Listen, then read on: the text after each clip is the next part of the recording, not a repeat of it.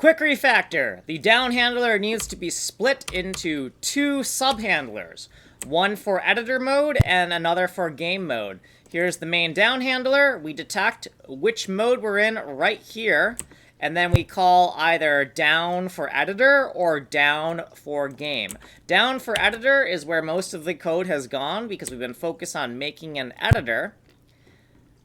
We had to duplicate this right here.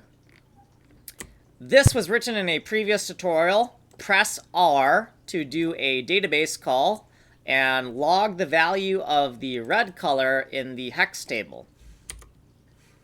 There is nothing in the down handler for game mode yet because we're focusing on making an editor first. We'll worry about gameplay once we have something to work with. Here's some footnotes, and here's what we did in this tutorial. You can get the code here. If you want me to go into more detail, you can go to this playlist. You have been here. This has been video 104. Like and subscribe.